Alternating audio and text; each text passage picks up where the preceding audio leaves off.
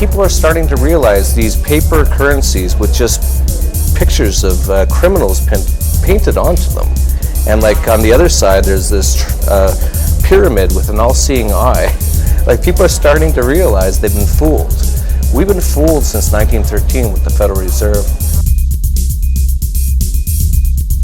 We're rich, bitches. This is about $60. Every stack is about $10, and that actually has been going down by about 100%, 100 to 300% per month now.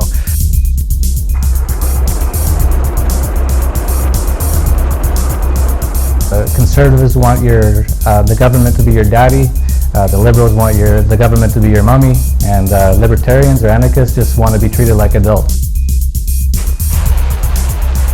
I have gold because I know that gold's going to be worth something, whereas Ben Bernanke is counterfeiting money at unbelievable amounts right now, just destroying the US dollar. My next guest is a 45-year-old Canadian entrepreneur currently living in Acapulco, Mexico. He became wealthy after he funded a financial news site called Stockhouse. He considers himself to be a libertarian and anarcho-capitalist and has been featured on many alternative and mainstream news outlets, including Bloomberg, CNBC, and Fox Business. I'm talking about bad boy Jeff Berwick of the Dollar Vigilante. Welcome to Project Civilization. Thanks, Marcus. So, Jeff, the majority of people who watch this channel are Australians, and unfortunately Australia is pretty much asleep when it comes to understanding asset bubbles, economics, and geopolitics. So we'll assume you're largely unknown for the purposes of this video. So to kick off, my first question to you is, who is Jeff Berwick and what has he been up to over the past 16 years? How much time do you got? Actually, interestingly enough, though, I was fairly well known in Australia around 16 years ago. It was actually around 18 years ago. In 1998, I was expanding Stockhouse.com, which still is and was the largest financial website in Canada. We were expanding worldwide, and the first major country we expanded to was Australia, and that was actually a really interesting experience. So I was there in 1998 and did a number of media interviews and things like that down there, and we actually had a fairly decent-sized operation there up into the 2000s, and it was almost one of the top financial websites in Australia at one point, but then it didn't do very well after that, and so that was quite interesting. I actually had meetings, this was around 1998 in Australia, with the people from the Australian Stock Exchange, and I said to them, we'd like to have your stock quotes on our website, and they didn't have any stock quotes on the internet at the time.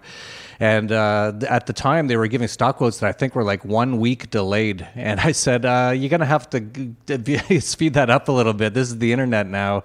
And so they said, well, we'll give them to you like 1 day delayed. And I'm like, well, how about you give it to us like non-delayed at all? And they said, oh, that's crazy. We can't do that. That's how we make our money and all this. I think we eventually talked them into giving us somewhat delayed, but at least the same day quotes. So that was interesting. I was in Australia. And then, of course, the whole around 2000, 2001 is when the tech bubble burst, and we were expanding into Singapore and Hong Kong and London and numerous other countries as well. And it all fell apart. We had a company that had about 250 employees. It was worth $240 million at the time. And then within a matter of a few weeks, it became almost worthless. And so that's what woke me up to this whole system, was realizing that things like an internet company that started out of my house in 1994 could grow to that big by 2000 and then become almost zero again in a matter of weeks. That's what got me looking into central banking and what causes these asset bubbles, and that put me down a path that I've been going down ever since. And it was actually after the 2008 crisis that, because I'd been studying central banking and Austrian economics and all those sort of things since the 2000 crash, wondering what happened, When 2008 happened, I was actually expecting that to happen. So when it happened, I said, oh, wow, I actually understand how these things work now. So I thought, man, no one understands how central banking works and doesn't realize how this whole game is set up. So I decided to start the Dollar Vigilante after the 2008-2009 crisis, and we started up in 2010. And I've been writing that ever since, and it's been a whirlwind since then, since 2010, of just covering what's going on in the markets, covering what I expect to be a complete and total collapse of the US dollar and all fiat currencies by the end of this decade. Okay, so moving to the global economy, in your view, what's been happening in the world economy since the 2008 financial crisis, in particular Europe, the US, Canada, and Australia? Well, you asked about the worldwide economy. That's a different topic. I think in general, what we've been seeing for decades, at least a couple decades now, is a lot of the rest of the world outside of places like the US, Australia, Canada, and Europe starting to really grow.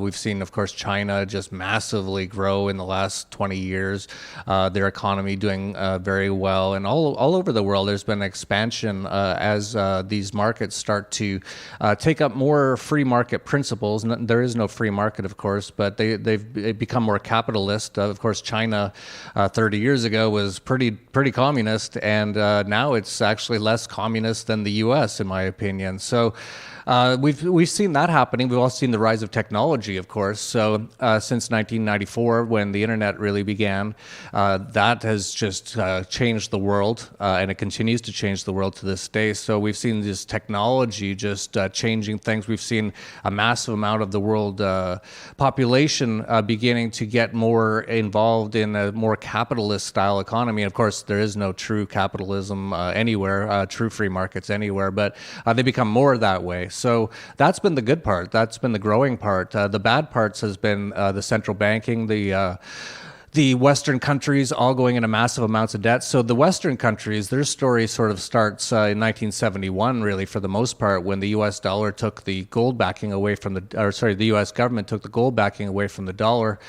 And ever since then, it's actually been going downhill, although it's been masked because we've had so much growth in these other areas. So a lot of people say, oh, it's look how great it is. Everyone can have an iPhone today and all these sort of things. And yes, that's great, but it would have been a lot better if it wasn't for all the central bank money printing, all the bubbles they cause, which cause massive amounts of destruction of wealth. They're just constantly causing booms and busts, which always have a negative effect on the economy in the long run.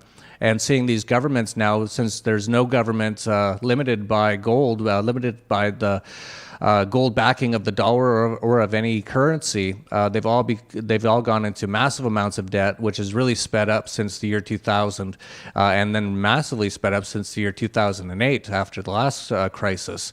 You've seen the U.S. government has doubled the amount of debt since the last crisis in 2008. That's an unbelievably exponential increase in the amount of debt. So I think we're seeing these sort of Western economies going into a state of collapse at the same time as we're seeing other areas of the world starting to grow more, but they've stopped growing now. They all also went down the path of central banking and creating booms and busts, including China. I think a lot of them were trying to copy the American style, but they shouldn't have, because the American style of the central banking model and going into massive amounts of government debt and the Keynesian economic sort of thing is a horrible thing. And we're starting to see that in China. China's had numerous booms and busts in the last 10 years, and they're having problems as well with growing debt and a massive amount of money printing. Now, Jeff, you've been quoted as saying that the US government is insolvent and bankrupt, but how do you conclude that? Because the definition of bankruptcy is when you cannot repay your debts, and the US government and most other nations can always repay their debts on time because all countries, with the exception of Argentina, can just print their own currency. Yeah, absolutely. I use the word bankrupt just to get a point across that these countries, especially the U.S. and actually all major Western countries, are just their debt is massively out of control. If they actually were to stop money printing, they would be pretty much bankrupt and insolvent pretty much within days. So that's why I say that. But you're right, because of this central bank money printing system, technically they could never go bankrupt. They would just print money to the point where the money was worthless, and that happens all the time. And I've just came back from Venezuela, where that's happening right now.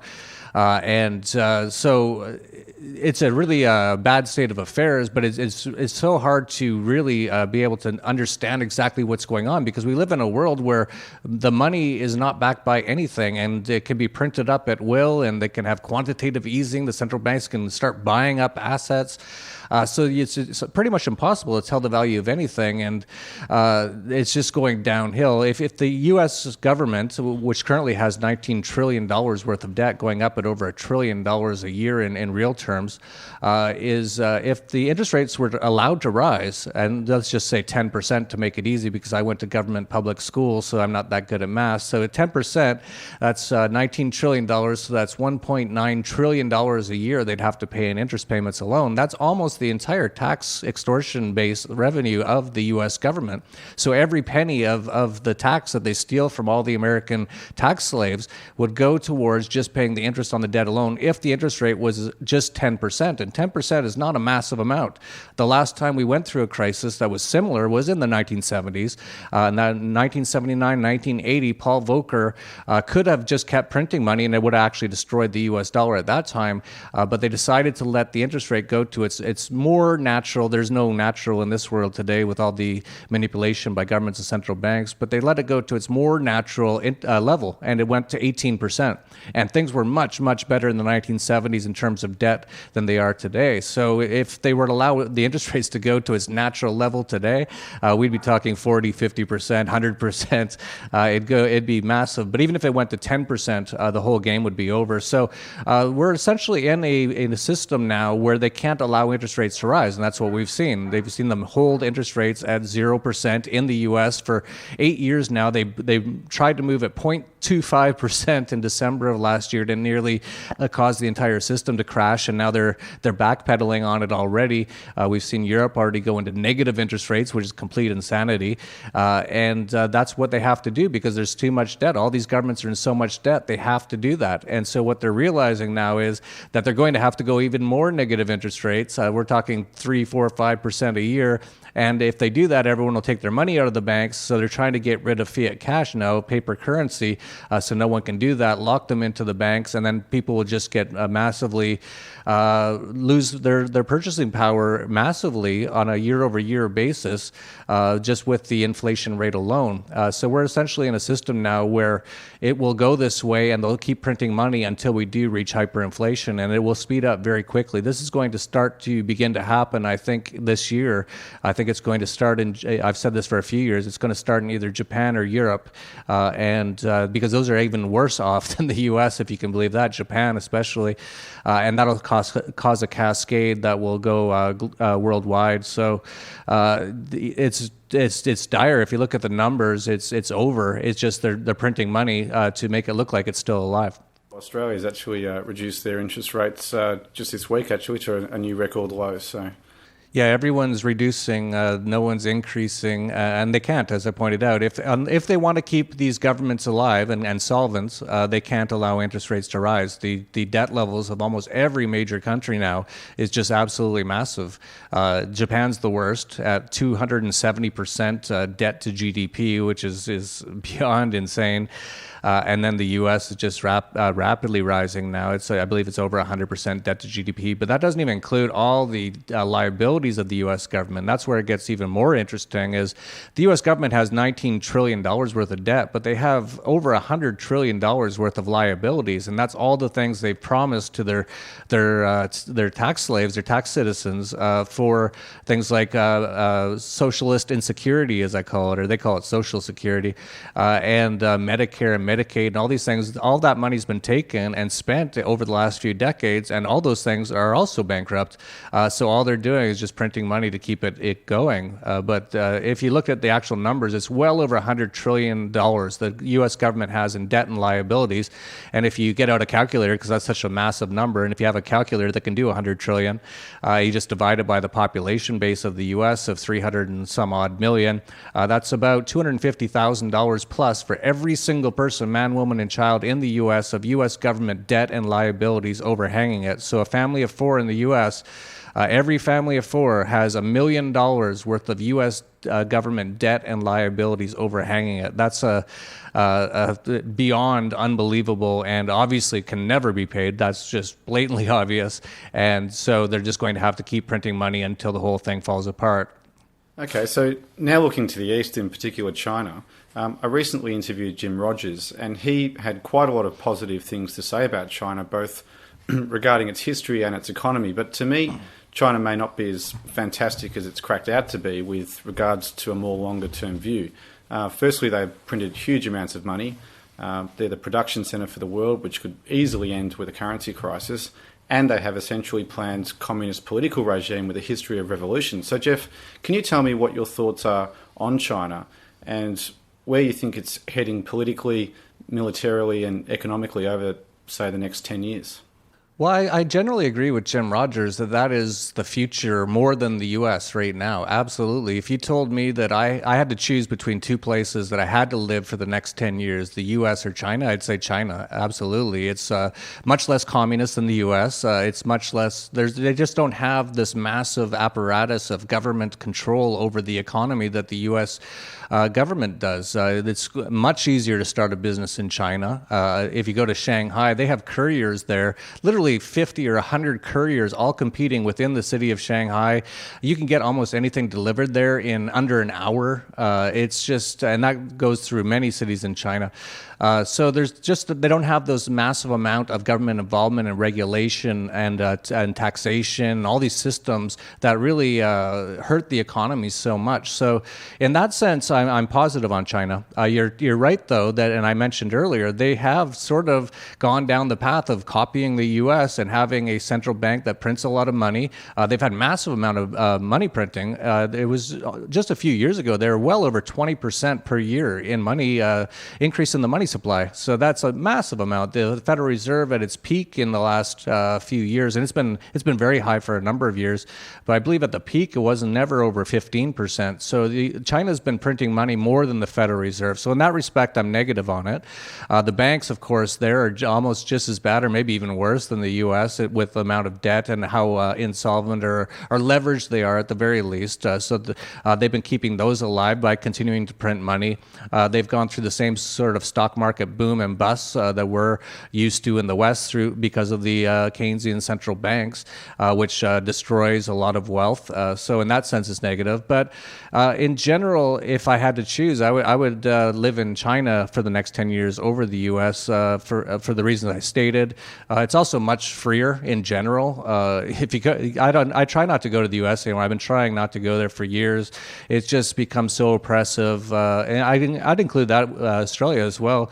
Just the amount of rules and laws and police everywhere and cameras watching you, and I just don't like that. And in China, they don't have anything like that. If you do see a cop, usually someone's beating the cop up, which I prefer, and that's actually why I like Mexico better than the U.S. as well.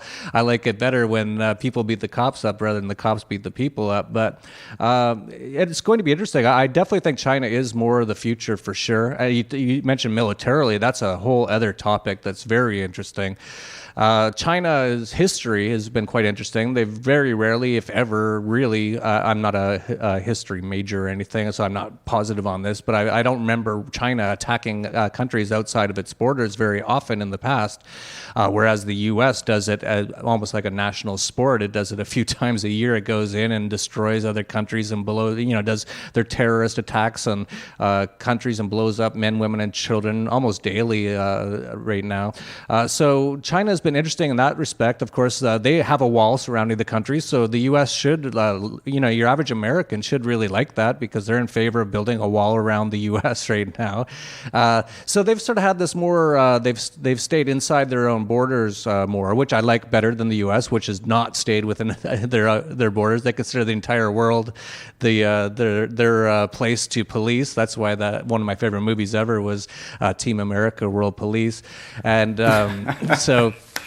It's going to be interesting because now the U.S. is really saber rattling. Now they're shaking things up so much in the Middle East, and it's gotten Russia very involved because it's almost on Russia's borders now. And it's kind of funny to watch Americans say, "Oh, I can't believe a Russian fighter jet came within 75 feet of one of our ships." It's like, well, your ship was right off the shore of Russia. What do you shouldn't be too surprised. But your average American's so dumbed down they don't even know where Russia is on a map. So it's going to be interesting because China is now getting involved. It was actually just this week. It looks like they're going to get involved in the Syria terrorist attacks that the U.S. government's been doing with the Pentagon fighting the CIA. The Pentagon, I believe, backs Al-Qaeda.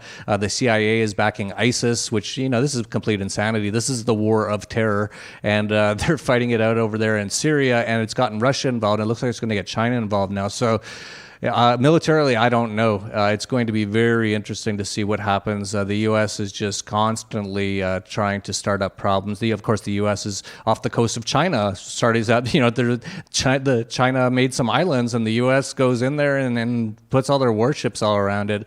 The U.S. wants essentially a massive war, constant war. That's what they've had in the U.S. for centuries, actually. So we'll see what happens with that. But I'm more optimistic on China than I am the U.S. over the near term, over the next few years. Absolutely, I think your average Chinese person, 10 or 20 years ago, they were almost all in poverty. So if they have a few bad years few bad economic years, I think people in China it won't be too hard on them. Whereas Americans have lived off of this U.S. dollar being the global reserve currency for so long that they're not prepared when this whole system comes crashing down, and I think it's going to be really bad in the U.S. because of that. So in general, I'm more positive on China, but in general, I'm not positive on anywhere in the world for the next few years. I think it's this crisis and collapse that is coming, and it's actually already started, is going to affect everywhere, and it's not going to be a good time for most people.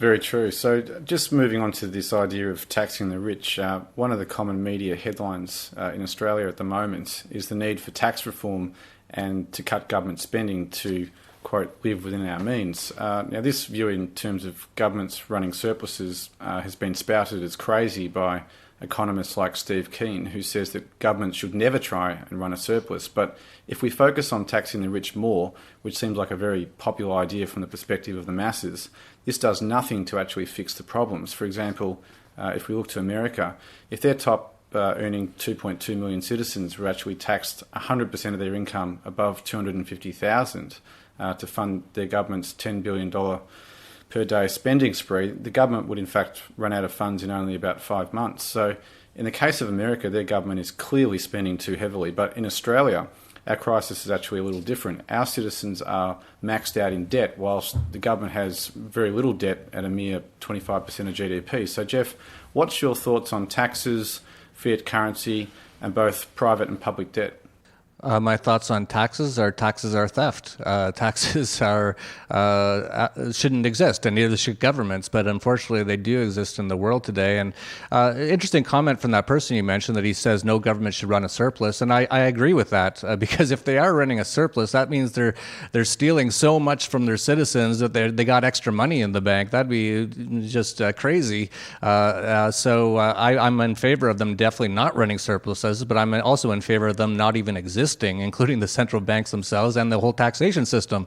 This whole system actually has been just set up over pretty much the last 100 years, this whole sort of worldwide taxation system. It started in the U.S. in 1913 with the founding of the Federal Reserve, in the exact same year as they founded the Central Bank of the U.S., the third one, by the way. The first two were shut down because they were so heinous, and the third one should be too.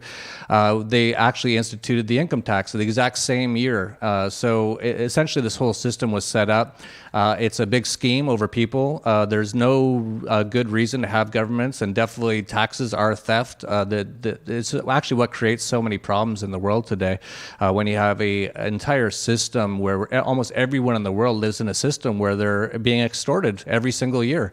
It creates a horrible society. It creates horrible things. So my view on taxes is they shouldn't exist. My view on governments is they shouldn't exist. If they are going to exist, they should be as small as possible. They should be involved in as few things as possible. And you know, if you look at the U.S., a lot of people say, well, without taxes, we wouldn't have roads. Well, there was roads before there was taxes in the U.S. There's roads around the world that are privately owned. I don't know why everyone got so communist now that they think that you can't build a flat surface without communism, without central planning, without extortion. It's absolutely ridiculous, especially in this technological world we live in today. So all of these things shouldn't exist. If they do exist, I'd personally like to see them be as small as possible. I'd like to see a flat tax put in, and by flat I mean as flat as possible, meaning 0%. That Ron Paul has also said the same thing, and that's why he was run out of the U.S. political system pretty quickly, because once you let people know that that's actually possible, and actually that would improve the economy so dramatically. We'd have such a much better world if we got rid of all these taxes. And really what should happen is all the governments default on their debt and get rid of taxes, and we would have an economic boom after about there'd be a few weeks or a couple months where everyone have to get adjusted, all the banks would close, all that kind of stuff. But after that, it would be a boom unlike anything the world has ever seen, and there'd be peace and prosperity, because without central banks, you can't have war. Every single war has been backed by central banks. Most people don't want war, almost anywhere. I don't know where these people are who want war, but there always is wars. And so if people actually had to pay for them through taxation, for example, people don't want them. So the way that they can go ahead and have these wars, like the U.S., which is constantly occupying countries around the world and attacking countries around the world, is just because they can continue to print money to do these things. If they actually made the U.S. people get a check in the mail, a bill in the mail every month for their Iraq occupation, for the Afghanistan occupation, the Syrian terrorist attacks and occupations, the Libyan bombings, all these sort of things, Americans very quickly would go, I don't want to pay for this, and they would stop. But because of central banking, they can continue. That's why the Ron Paul actually said the 20th century, it's no coincidence that the 20th century was the century of central banking. It was also the century of total war, because these things are tied together, and it's all enabled through that system. So I forget your exact question, but that's my answer, is about should governments run surpluses? Well, no, because then they'd be stealing from their citizens even more. Should governments even exist? No, they are immoral. And actually, in fact, they don't even exist, truly. You can't really point to where government is. It's actually almost a superstition or a religion that people have. If you ask someone to say what is government, they'll say, well, if they're in the U.S., they'll say, well, Barack Obama. And it's like, well, that's just a guy. What is government? Well, it's all these people telling us what to do and taking our money. Moving along to cryptocurrencies, you have been an early investor in Bitcoin.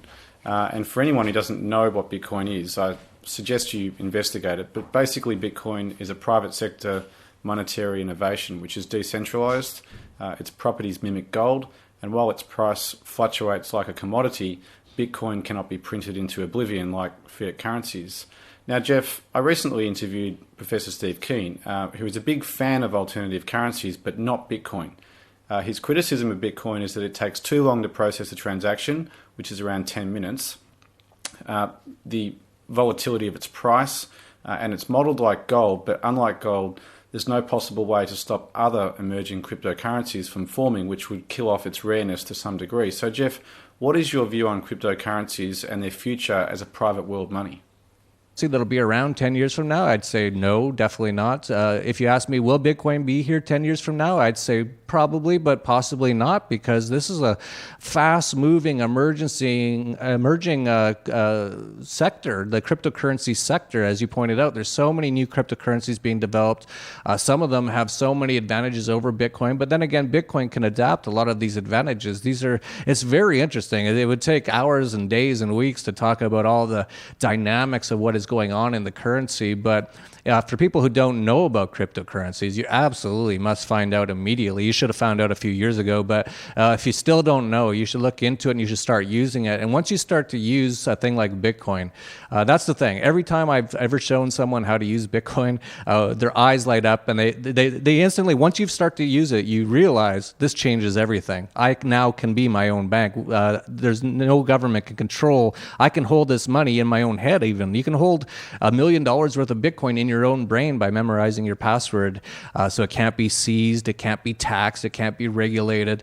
And so it's a true free market. And so it's definitely going to change the world. It's absolutely going to change everything. It's growing massively. And the central banks around the world are incredibly worried about it because it could make them obsolete, which would be fantastic. It would end all war. It would end these booms and busts, which destroy the economy, so we'd have a much better economy. And now, of course, the central banks have come out with their own cryptocurrency, as always, trying to copy the market. The Bank of England came out with something called the RS coin. These people aren't creative geniuses, obviously, with making up great names. RS coin, and they're trying to compete with Bitcoin, but it's not going to beat Bitcoin at all. Some people might start using it. They might actually start to make everyone go into that as they get rid of fiat cash. But the whole thing when they launched it was, this is going to be like Bitcoin, but we're going to control it and we're going to be able to increase the money supply whenever we want, which is the whole problem with the fiat currency system. So basically they're taking a great advance that could make central banking obsolete and taking some of it and then keeping all the bad parts of central banking and saying that they've got their own coin now and it's better than Bitcoin because we can increase the money supply and give it to our friends. It's like, okay, well, that's the whole reason everyone's starting to use cryptocurrencies because of those problems. So this is actually a massive battle, a massive war. This is equivalent to the internet in 1994, 1995. Well, most people didn't know about it back then. I personally did. I was into computers well before the internet, and I was waiting for the internet to get started when it did. And I said back then, this is going to change everything. There's not going to be newspapers 20 years from now, and pretty much that's pretty much what happened. There's not going to be, television stations and all that sort of thing. They're all dying right now, the mainstream media and television programming. I think all that stuff is changing now. So as far as Bitcoin goes and cryptocurrencies, absolutely people must pay attention. It's sort of like getting into the internet in 1994. And you remember, or I don't know how old you are, but Marcus, but a lot of those stocks went from 10 cents to $100 or $500. So Bitcoin's going to be a similar space. It's going to be very interesting, and people, if they don't know about it, should look into it as soon as they can. What do you think will happen to Bitcoin as governments and banks around the world try and crack down on it? Because in Australia, for example, 17 Bitcoin exchanges had their bank accounts shut down by the 4 Australian banks with no reasons given. Yeah, it's been, as I pointed out, watching the Bitcoin space, you need all day, every day, just to pay attention to even 5% of what's going on out there. There's so much going on. So we've seen Bitcoin. I've been in it since 2011. Back then, no government even really knew about it, which I loved. Then around 2013, when Bitcoin started to take off a little bit, all of a sudden, all the governments around the world started to pay attention. The central banks started to pay attention. At first, they laughed at it. And then they said, oh, it's just used by people to trade drugs and stuff. And it's like, well, that's what people use the US dollar for, actually. And not, don't get me started on that one. What were we just talking about? I was going to say something. What was your question?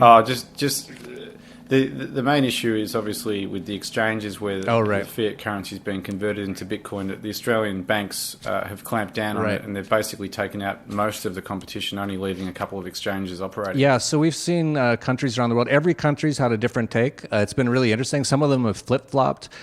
We've seen Thailand, for example, outright ban it. We've seen Russia ban it. Even Vladimir Putin right now is thinking about jail sentences if you're caught with Bitcoin, and they're talking about 7 years and things like that.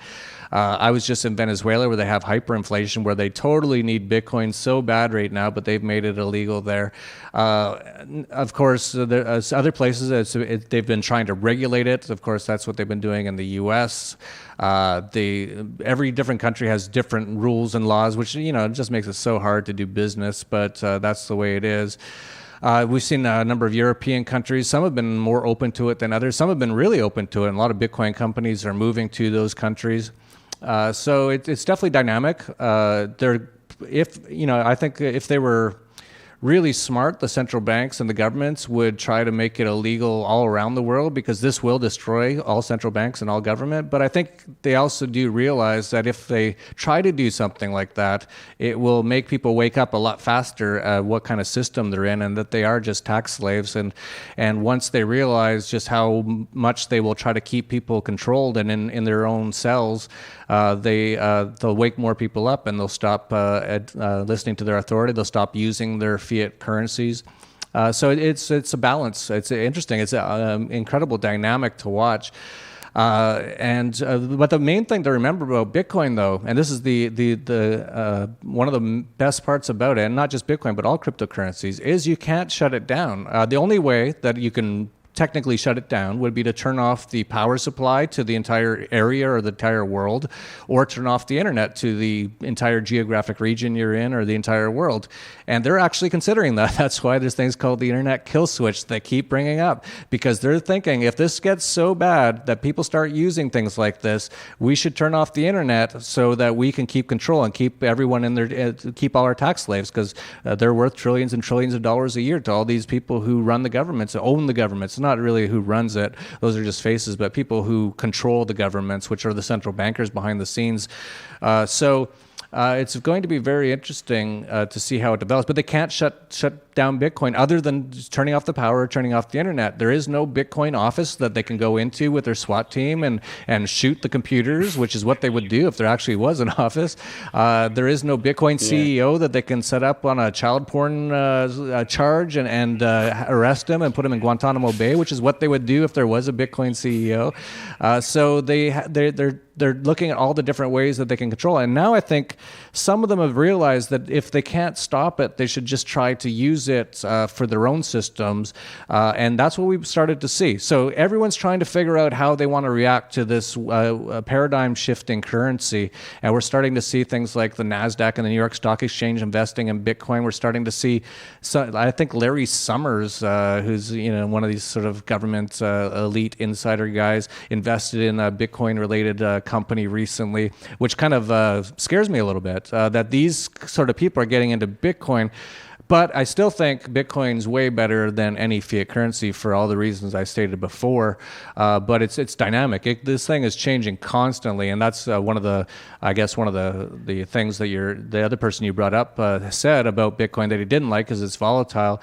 It's a small market. There's Bitcoin. There's only about 14 million Bitcoins, I believe, worth about 500 apiece.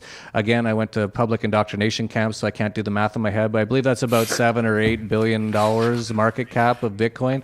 It's a small market, so it can move. And with things changing daily around the world, it changes dramatically. And that's actually a good reason, if people are watching this, to subscribe to our newsletter, The Dollar Vigilante, because we've been tracking this since 2011. Many of our subscribers have made fortunes off of it, and we track this sort of stuff daily, which no one else does. No one's even talking about this stuff. We're so far beyond most financial newsletters. So it's definitely an interesting market, absolutely. Okay, so I want to move on to the subject of governments now. As I mentioned at the beginning of this video, you are an anarcho-capitalist and don't believe the existence of the state is necessary or sustainable. Can you explain your views a little bit further? Sure. I also think the state is immoral. For example, if you just think about what is the government, I brought that up earlier, there is no real place to point. Actually, the word government sort of comes from the Latin word govern, which is control, and ment, which is mind. It's mind control. It's a delusion, and it's something that doesn't really actually exist. And so I think it's immoral, because if you just talk about this from a moral level, if I were to ask you, Marcus, do you have the right to steal from people? No. Right. Do you have the right to kill people? Not unless they make me angry. But generally, no. Right. Not unless there's a real threat to my life, no. Okay, so if you had 10 friends, do you guys have the right to steal from people? No. Okay, so what happens is once it gets up to a certain amount, which is like a country size, which is like a few 100,000 or a few million or tens of millions or hundreds of millions, all of a sudden they have the right to do these things, but you can't actually delegate a right you don't have. So all of the people in a country, they can't actually delegate a right to say, okay, the government is allowed to steal from people, which is called taxation. They're allowed to take money from people because they're the government. Well, it's just immoral. It should not exist, and people should not adhere to its authority. And the sooner the people wake up to that, the better. So right off the bat, it's immoral. And then, furthermore, it just destroys things. Government has been the biggest enemy of mankind since the beginning of time. All these wars. Central banking is also one of the worst things that have ever happened to mankind. And central banks couldn't exist without government. Central banks are only enabled by governments who have taxation systems, and they say you have to pay us your extortion tax fees in this sort of fiat currency that only the central bank prints up on pieces of paper. That's how central banks exist. And then they say, well, you have to use that as for debts and things like that. You have to accept this fiat currency, which we allow only this one bank, which is just controlled by a bunch of people who you don't even know who they are in most cases, including the Federal Reserve. So the whole system is crazy. We don't need it at all. There's no service that the government can provide that the free market can't provide. And a lot of people, like I brought up earlier, roads. I'm pretty sure we can figure out how to have roads. We had roads before there was taxes in the U.S. Walter Block has written an entire book on why roads can be possible without a government. Of course, there's private roads all over the place. I travel a lot. I live all over the world. And in Chile, all the highways are all private. Here in Mexico, a lot of them are private as well. You can have private roads. Yeah, I can't believe it's 2016. I have to explain this to people. That it is possible. But and then people will bring up other things like, oh, what about, well, I don't even know because it's crazy, all of it to me. But they'll say, what about, I don't know. Let me ask you, what do you think we need government for? And I'll tell you why we don't need it. Look, it's a very complicated issue, I think, from the basis that we are where we are. And to think that we can somehow transition from where we are now with a civilization of people who are used to the way things are and somehow be able to slowly back out of it, it's almost the same issue if you look at, say, oil and the way that we use that at the moment, where there are no limitations. To have to get, in Australia, you may know, I'm not sure, but we had a carbon tax, and everybody bound together and said, let's really just respect this, and we'll all take the pain and suffering together. And lo and behold, the power prices went up, and nobody liked that, so they removed the carbon tax. So I can see a world without a state, but I can't see one without some sort of dark ages like the end of the Roman Empire, where you had the population go from 1 million down to 18,000. At that point, maybe you could have a state, but how do you convince people to change their ways, or to see the world's just too big now and too fast, and people don't have any spare time. They've got a lot of debt. Life is probably the most complicated and as fast paced that it's ever been. And going from a state to no state, it's like driving down the highway and jamming your foot on the brake and expecting to stop in a few meters. It just wouldn't work. So it's a fascinating subject, but I wouldn't like to be the implementer of a transition. Yeah, well, no, I'm not saying that we should just get rid of all government tomorrow. I think that would cause a lot of chaos and a lot of problems, for sure. Absolutely. You give them 7 days to leave. Yeah, something like that would be better. But really, this is all about changing people's minds. Unless people really understand that life would be better without government, then we'll never get there. They'll just start up new ones as soon as one goes away. So it's actually just a matter of getting people people to understand and look into these things. And he pointed out that so many people are just so busy they can't look into it. And this is actually part of the plan of the people who control the central banks and the governments, is to keep people constantly busy, constantly in debt, so that they can't actually look into these things and realize that without governments and central banks, life would be so much better. People would have so much better lives. They wouldn't have all that debt. They wouldn't be working so hard to pay their taxes and to pay their debts, because they wouldn't have any taxes, and there'd hardly be any debt because they wouldn't need it. Yeah, it's very interesting, the topic of how we could get there, but we're not even close to convincing people around the world to get rid of governments. In fact, they continue to make them bigger and bigger constantly. And so the best way is just to try to reduce the size over time, and then keep pointing out how once it's reduced in size that it's better, and then let's do some more and let's do some more until eventually we get down to zero. Or you can actually look at it the other way, and if eventually we get to 7 billion governments on Earth, and everyone is their own government essentially, and there is no government. And one comment you made is interesting. The world has become so big. Well, actually, the world hasn't changed in size, but I know what you're saying by that. The population and the speed of life has changed so much, and so many things are going on as opposed to a few hundred years ago, where most people lived on farms and things like that.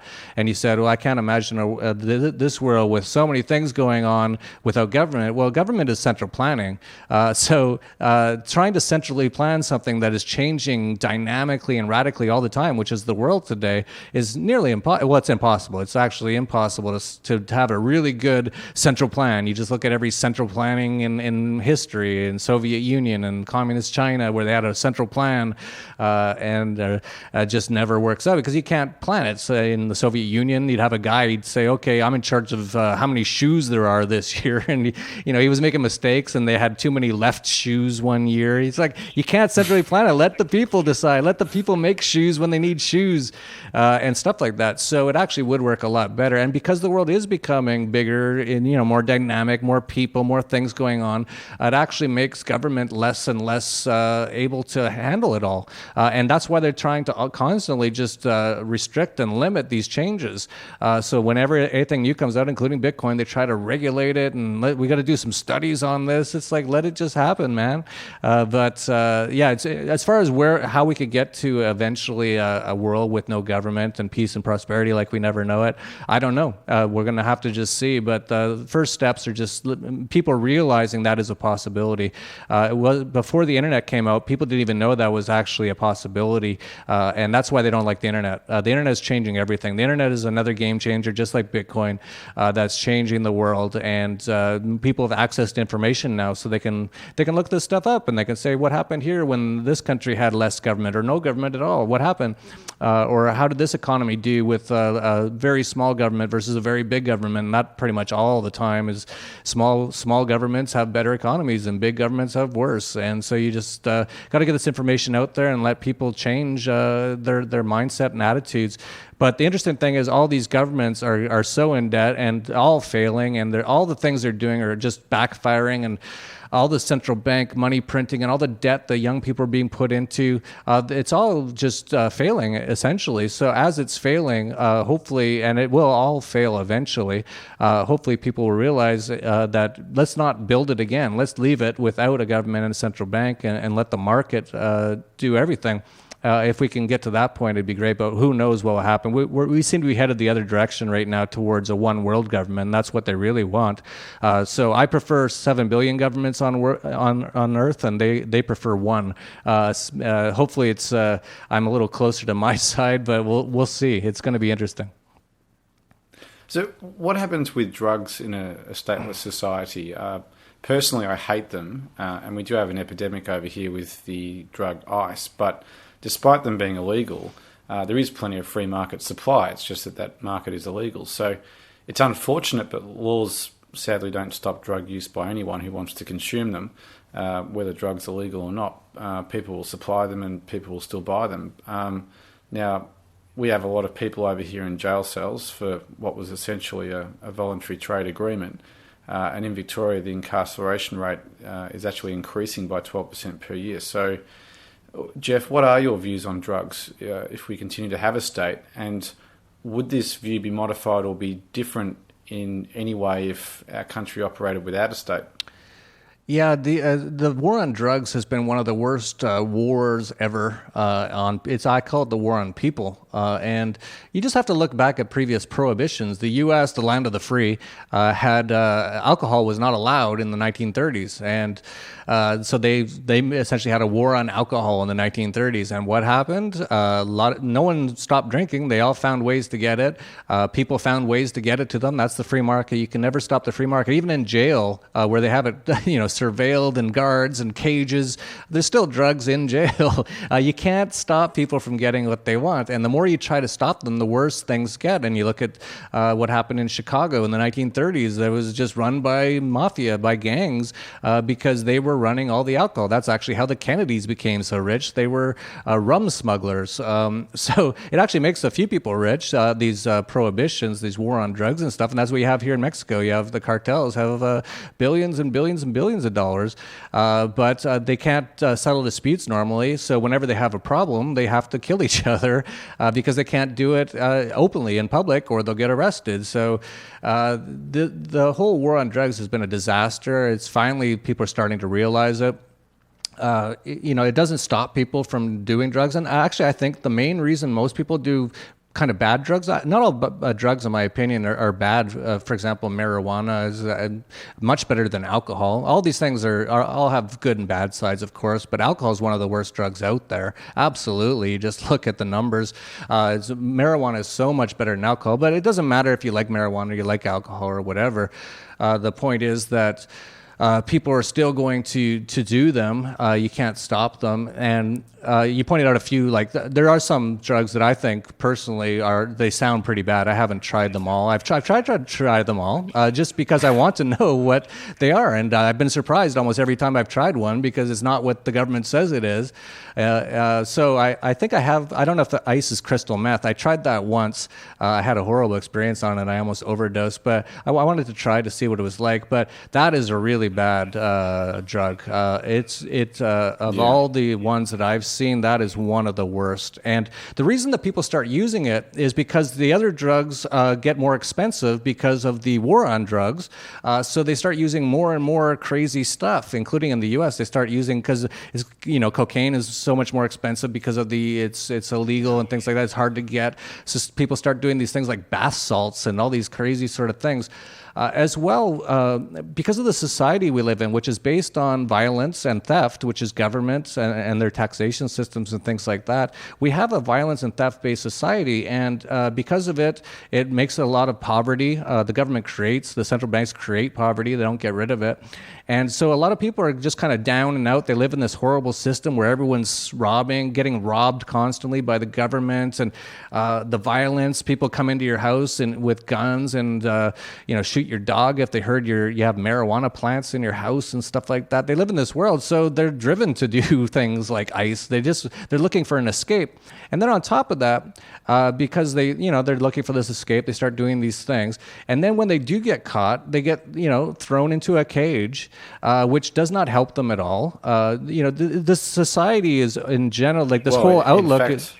In fact, when they come out of jail, I mean, in our country, I think 85% of people who go into jail come out at some point in their lifetime. So they're being released into a society after having all this abuse done to them in jail, and then that's no good for society. And then they can't get a job because they have a criminal record. It's just like this whole system is terrible. If you look at Portugal, they actually decriminalized all drugs. Every single drug. There's no illegal drug in Portugal.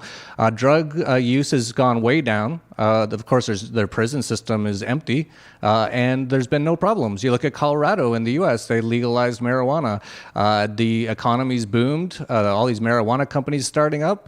The crime rates are down. And this is one bad thing. They actually taxed it. So they've made a fortune actually off of taxing the marijuana, which actually I don't like because it gives more money to the government. But it just shows every time you've moved towards legalization or decriminalization of drugs, it's actually helped. And It's because the whole system of having all these guys with guns all over the place watching and making sure you're not doing something, it actually makes people want to do stuff more because they live in this sort of world where that's happening.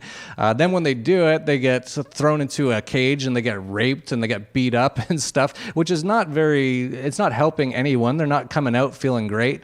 They're coming out probably feeling like they hate the world, and they probably should, because the way it is right now is pretty bad. Whereas in Portugal, for example, instead of jailing people and kidnapping them and putting them in rape camps, they try to help them. They say, hey, do you want to get off this stuff? There's ways to get off, and we actually have all this money now because we don't have anyone in jail. So here's a little bit of money. If you need some help, go see a psychologist, something, because most of the reasons that people do these things are all because they have psychological and emotional problems, usually caused by childhood trauma and abuse and things like that. And so it's the way the system is. It's a system of punishment, not a system of caring for people. And because of that, it just makes everything much worse. So yeah, all drugs, absolutely everything should be legal. Everything should be decriminalized, and it would actually improve everything so dramatically. But everyone has this sort of fear that, like for example, if you're there in Australia, someone might be listening and go, oh my God, what if they decriminalized all drugs? There'd be people doing ice all over the place. It's like, people are doing ice all over the place right now. You get, like, use your brain a little bit, and look at some of the numbers. Look at what's happened in other countries. It will actually get much better if they legalize and decriminalize it all. So, I mean, I can understand the issues for and against state control. I can also understand how governments are not sustainable. If we look at history, they always end up growing too large and failing. And I can understand how government intervention into markets and people's lives can cause huge problems for a society when stupid decisions are made. But where I fundamentally disagree with the anarcho principles is that it just appears to me that organised state control of a society is just human nature, if not by the majority, certainly by a minority of psychopaths who will ultimately climb their way up to the top given enough time. And eventually these elites have to release some freedoms to the masses if they want to continue their dominance, as we saw with the Magna Carta. So it certainly seems that the Western governments could be on their way to collapsing, either by running out of oil or economics or both. So we may end up with a society of contracts and a lack of central command eventually. But I just think that human life will eventually reform in a state-based way again with the passing of enough time. Again, if we look at history, this seems to be the pattern. Well, we'll see. We don't have a lot of human history, really, that we know about. Most of it has been lied about anyway. We really have no idea what happened on this earth for a number of years, and most of it's been hidden from us. But you sort of look at human evolution. We kind of went from the kings, the right of kings. So there was this guy, and he said, "Hey, I'm special, and y'all owe me money." And after a while, everyone's like, "What? Who's this king guy? Why do we all always owe him money?"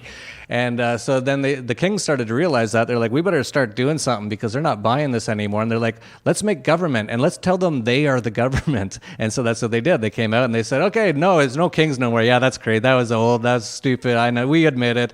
But, please come out in millions and millions and watch our marriages still and stuff like that. But, we're going to give it to you. You guys are going to be the kings now and you still owe us money. And it's like, okay.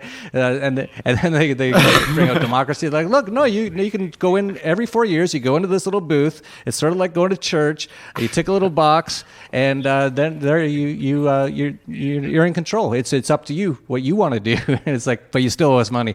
And it's like, this has only been really going on for a few hundred years. We have technology now advancing. We have the ability to see what's going on. These governments, as I pointed out, are dying. They will die all on their own just because they're so indebted. They're going to this has been the history of governments, is a constant collapse over time. So it's going to be interesting. I'm not saying we're going to get there in my lifetime to a completely world without government, but it could go that way. Things are changing so fast. If you think about just how fast things are changing, and you pointed that out earlier, it's just mind-boggling. 10 years ago, everyone's got a smartphone in their pocket right now. 10 years ago, those didn't exist. There really was no smartphones 10 years ago. Things like YouTube, Google, Facebook, none of those things existed 10 or 15 years ago. Now look look at how that's changed things. Look at the biggest hotel company in the world now is Airbnb, and they own no hotels.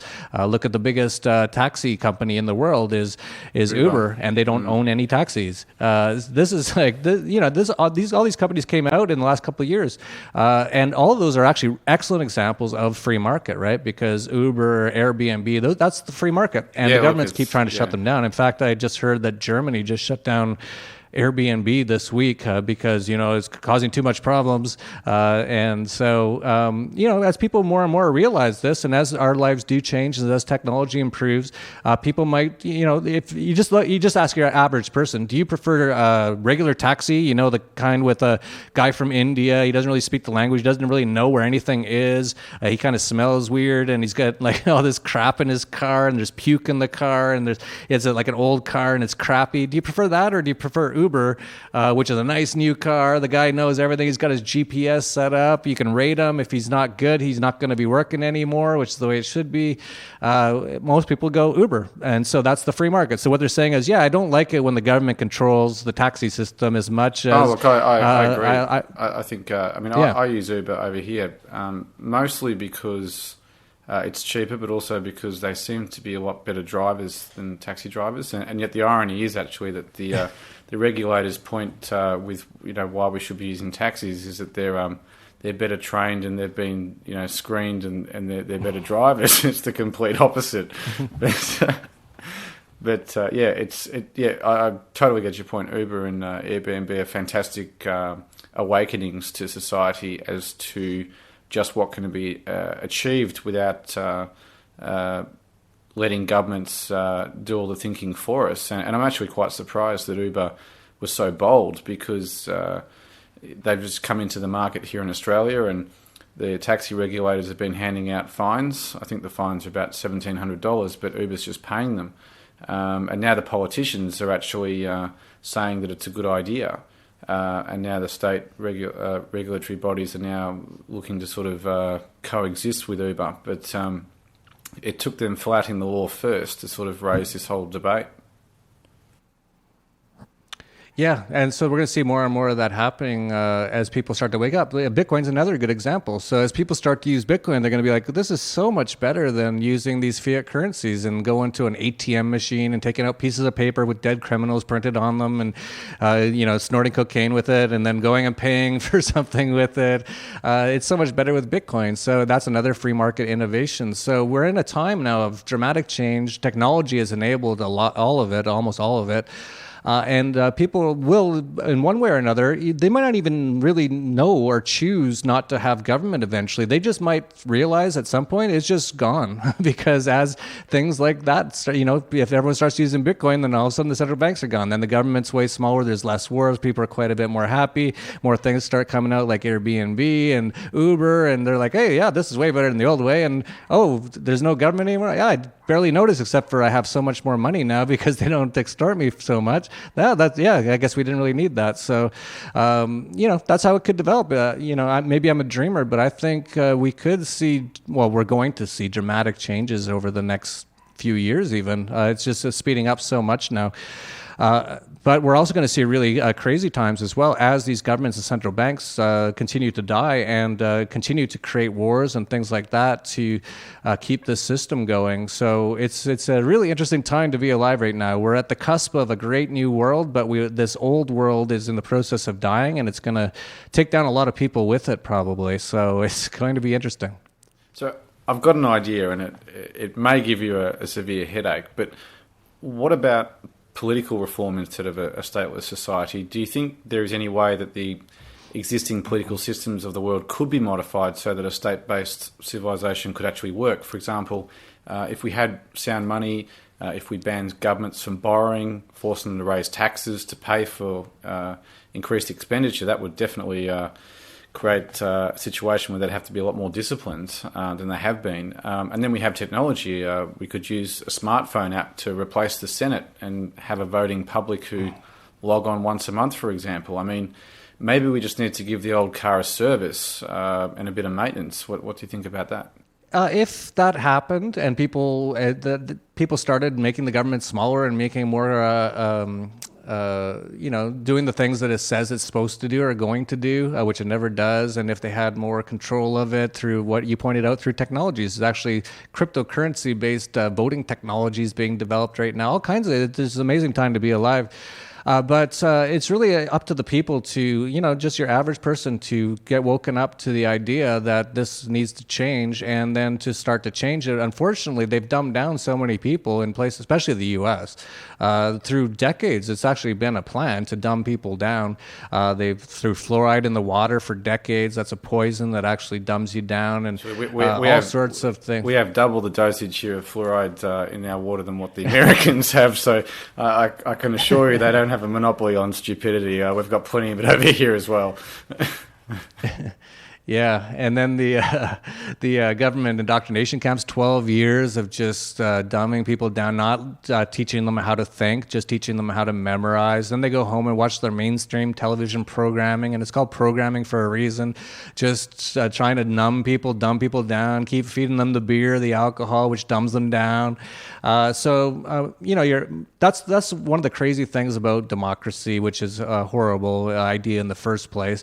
But if you're going to have one, it's all the dumbest people decide what everyone else is going to do. It's like, oh my God. And that's exactly what's generally going on. So you don't see, you look at the US today, they have this election coming up, a selection is what I call it, because Hillary's already been chosen in my opinion. But look at the two people being chosen. It's Hillary Clinton, who's like a mass murdering, serial killing, warmongering, controlling, corrupt, thieving criminal, versus Donald Trump, who's not all that much different in his views than the Democrats. Donald Trump has said that he thinks the government should be there for three reasons. I forget the exact three, but one of them was education, so government education, which absolutely the government should not be involved in. And the other one was medical care, so Obamacare. So he's essentially for big government. He wants the government to be involved in all these things. So does Hillary. Hillary probably wants more war than he does, which is interesting because usually the Democrats in the past have been more the semi-anti-war, even though they're not, and the Republicans have been more pro-war. This time it looks like Trump is a little less warmongering than Hillary. So, but you don't see anyone really clamoring for, hey, let's get rid of both of these parties and let's go for the Libertarian Party and let's get the government down to a small size. We're actually seeing that starting to grow a little bit, and actually the growth in the amount of people who know about libertarianism has grown massively since 2008, when Ron Paul really woke a lot of people up when he ran for president.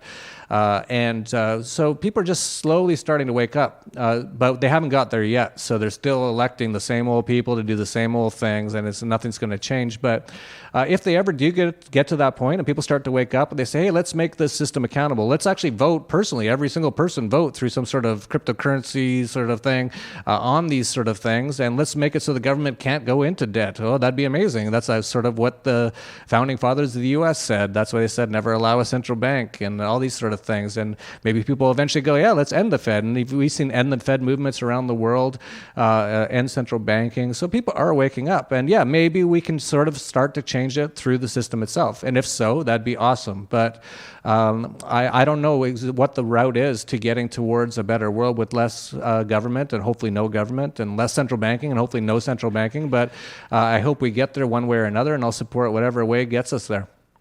I want to talk to you about the rise of alternative decentralized media. This video, for example, is obviously on YouTube, and most people, at least in Australia, have radically increased their usage of YouTube videos over the last 5 years. This fact will be obvious if you're an advertiser on mainstream channels in Australia, because the costs actually associated with TV advertising have dropped phenomenally these days compared to where they were even 5 years ago. So, Jeff, how do you see the alternative media evolving in the coming years, and what do you think will eventually happen with mainstream media, or legacy media as they call it? Yeah, it's interesting. Just like everything else, this is changing so fast now. We've seen the major television channels, the media companies just fall massively in the last few years. There's a word for it. It's called cord cutting now, and everyone's cutting their cable and just getting their information through the internet. And of course, on the internet, they can't control it as much as they do on the TV channels and the TV programming.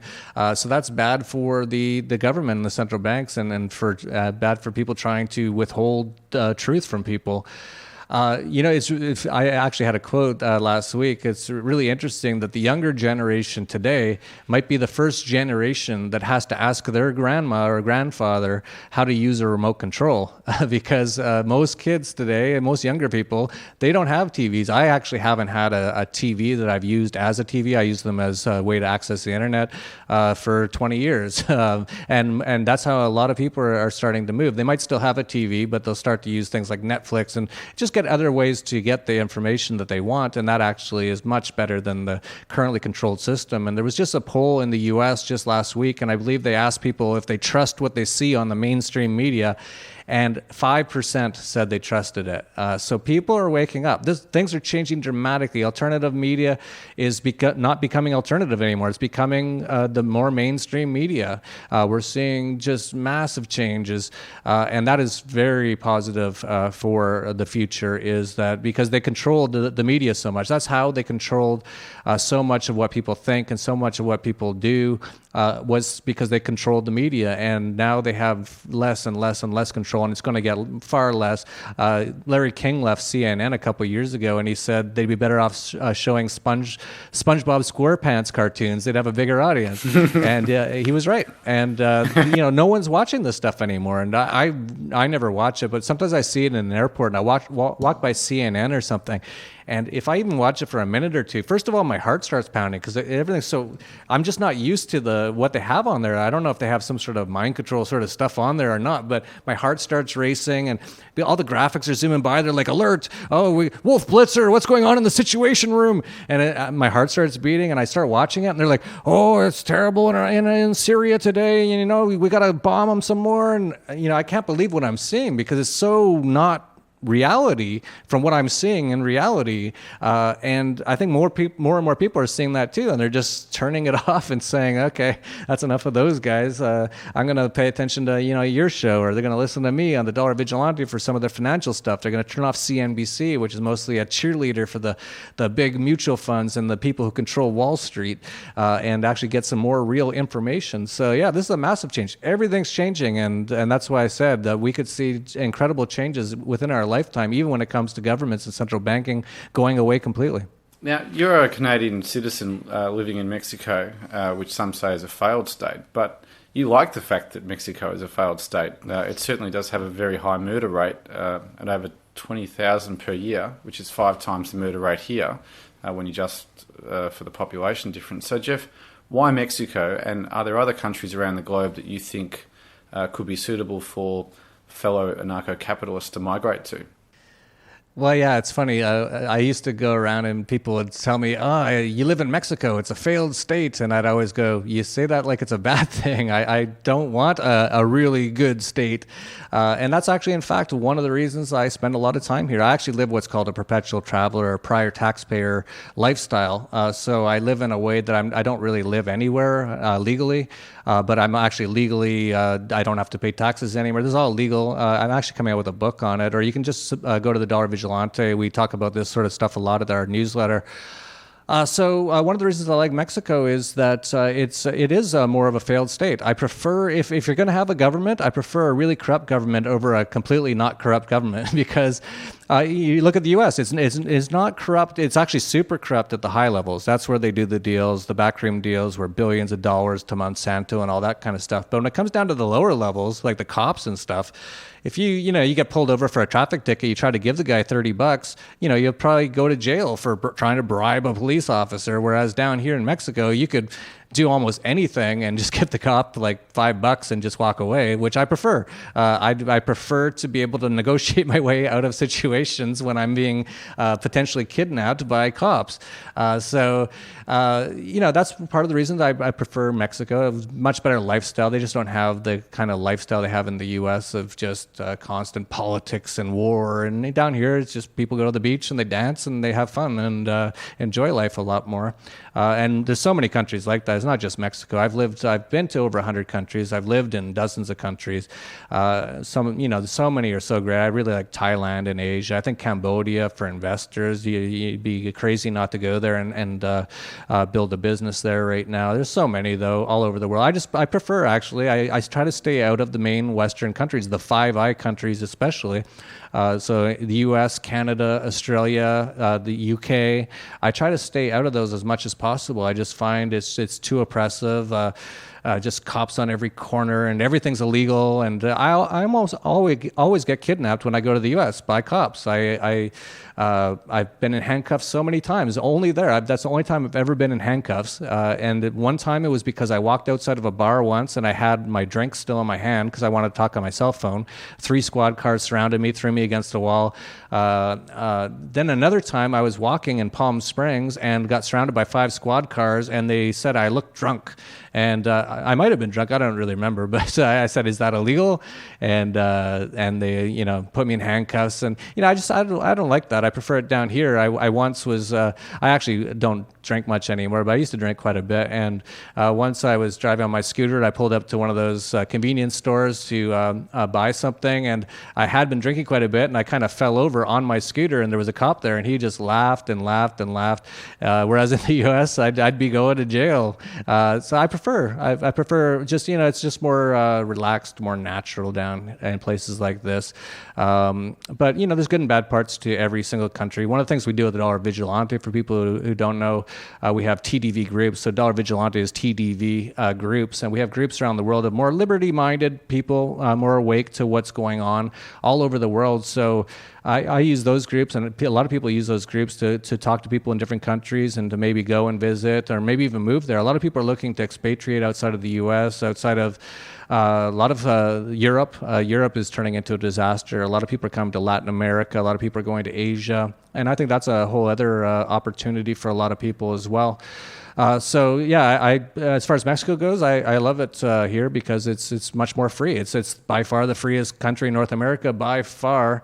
I've never had a problem with cops here ever. In fact, I actually wanted to go to jail here because once the federal government came in and they wanted to know what was going on in the Acapulco jail where I live.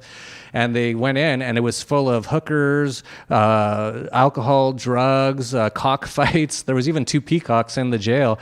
So I often say I wish the cops here were a little worse because I actually wouldn't mind spending a weekend in jail here, but I can never get arrested here. Okay. Just moving to discussing with you the mental state of the population in Western countries now. When the baby boomer generation were born, real estate was cheap, the purchasing power of money was a lot higher, global debt was low, the sky seemed to be the limit. But now that the millennial generation have showed up at the party, we just seem to be at peak everything. Just the other night I was watching Home Truths, which was a program on Four Corners discussing the Australian property bubble. Now, Australia wins the Stupidity of the Year award for the highest mortgage indebtedness on the planet right now, with real estate now costing between 10 to 30 years annual income. And yet, even though this bubble is so blatantly obvious now, people are still doing all they can to get onto the property ladder, which is really a ladder onto the Titanic. They'll be working 2 jobs, living on spams, living with their parents for longer. And then you have families which are in decline, free time is declining, anxiety and depression are on the rise, and Australia actually has the highest per capita consumption of antidepressant medication within the OECD nations. So, Jeff, can you tell me what's happening with people in Western countries right now? Well, I think, as you pointed out, it's just getting worse and worse. All these systems that were built up over a large part of the 20th century are all bankrupt. They're all dying, as all centrally planned things are. And things like Social Security were always set up as a Ponzi scheme. No one really cared back 20, 30 years ago when they were all getting money that was paid for by future generations. It's all going bankrupt now. So, you look at a kid in the U.S. today, in 2016, a baby that's born, as soon as it's born in the U.S., it owes $250,000 in terms of U.S. federal government debt. So that's overhanging it. And it's expected because apparently if you're born somewhere, the government owns you. That over its lifetime, it will have to pay off that debt and pay the interest on that debt, which is absolutely unpayable. So, you see those younger generations now, they've gotten, a lot of these sort of baby boomers and stuff, they did have a pretty good time, and they spent all the money, they borrowed all this money, which is borrowed from their kids, which is actually why government is so evil, is because most people wouldn't, party their life away and put it all on their kids' credit cards and stuff, right? But you can do that with government. And so that's what happened, is all these people who are now in their 60s and 70s, for the last 20 years, they were living off of putting their kids more and more into debt, and whether they realize it or not. And it's unfortunate because a lot of people don't even realize it, but that's exactly what happens. So you see a lot of the younger people today, and they get out of school, they're out, all these taxes they're supposed to pay. The economy's not that great because of all all these things have been going on for decades. The money printing destroys the economy. And then they're told they're supposed to go to college, which is ridiculous because all information's free on the internet, but they kind of tell them they have to go there, then they'll spend like $100,000 and get their Bachelor of Arts degree. They'll get out, and that degree is worthless. It's a useless piece of paper. Now they owe $100,000 more, and then they get into the workforce and they can't really get a job because the economy is so bad. So yeah, you can kind of see why the younger generation is not too happy about what's going on, and I think they're going to eventually cause a revolution. But unfortunately, what they teach them all in these schools and colleges is about socialism. So they come out of it, and that's what you're seeing in the U.S. They come out, and instead of being angry and saying, shut down the central bank, shut down the government, we're not paying off the debt of these of our parents and grandparents, we had nothing to do with it, get rid of it all. They come out and they say, no, get the government to increase the minimum wage, that'll fix it, because they've been taught socialist economics in college. So they come out, they say, okay, make minimum wage $15, and then they do, and then the economy gets worse, and then now they really can't get a job. That's exactly what's going on. It's a terrible state of affairs for younger people, and it's going to be interesting to see how they react to what's going to be. I think there's a lot of stats saying that this will be the first generation in the U.S., maybe ever, that it's going to be worse off than the past generation. And I think it's going to be much, much worse off than the last generation until this whole system collapses. So yeah, it's interesting times. We're going to see what happens. Hopefully the younger people, they're all on the internet, so that's a good thing. So hopefully they get access to some free market economic information. Hopefully they get on Ludwig von Mises Institute website to learn some Austrian economics. Hopefully they learn about libertarianism a little bit and just decide to get rid of government one way or another. But it's looking, if they poll a lot of the kids in the U.S., a lot of the millennials, and almost half of them think socialism is better than capitalism. So it could go the total opposite way. It could go towards much more socialism, almost communism, and just be really, really horrendous for the next decade or more until it all collapses. Or it could go the other way. This is where we're at right now, and that's why it's important to get this information out there as much as possible so people can realize this is a big thing that's going to be happening over the next few years, and which way humanity decides to go is going to decide whether this is hell or heaven on earth. So my last question to you, Jeff, can you give us some predictions of soon-to-come worldwide events over the next, say, 1 to 2 years that you think are on their way? And do you have any other milestone projects that you're working on at the moment? Yes, one of the big things I've been talking about the last year or so is something called the Shemitah, which is now the Jubilee year, and this might be new information to a lot of people listening, but if you just go to YouTube and look up Dollar Vigilante or look up Jubilee, we just put out a video, went viral, talking about how this is the Jubilee year, which is a year that some people are saying is a debt jubilee, and it could be a complete and total economic collapse by the end of the Jubilee year, which ends on October 2nd, 2016. There's all kinds of incredibly interesting things going on right around those dates. On October 1st, the Chinese yuan's being added to the SDR basket of currencies. All sorts of interesting things going on. So check that out. So mostly for people who want to just find out more about what I'm doing, just go to dollarvigilante.com. Just put in your email on there, and we send out a blog almost every day. And if you're on YouTube, just check out our channel, Dollar Vigilante. We almost have a video up every day. We're just working nonstop to waking people up to about what's going on. I think we're going to have an economic and financial collapse unlike anything we've ever seen before. It's going to make 2008 look like nothing, and it could happen as early as this year, by October of this year. So check out that information as soon as possible and see if you like the information, and maybe you can protect yourself and also profit from it. We've been investing in things like precious metals and mining stocks and making actually a fortune investing in cryptocurrencies. We've had many 1,000% plus gains in the last few months alone. So we're sort of profiting and surviving through what I expect to happen. So if you're interested in any of that, just check out dollarvigilante.com. Well, that's a wrap up for this video. If you'd like to hear any more from Jeff Berwick, as you heard, you can log on to his website, dollarvigilante.com, which I'll put on the description of this video, and any other links of interest. Also, you can find him on his YouTube channel, which is Dollar Vigilante. Jeff Berwick, great having you on. Love to have you back sometime, and good luck with all your endeavours. Thank you, Marcus. It's been a pleasure.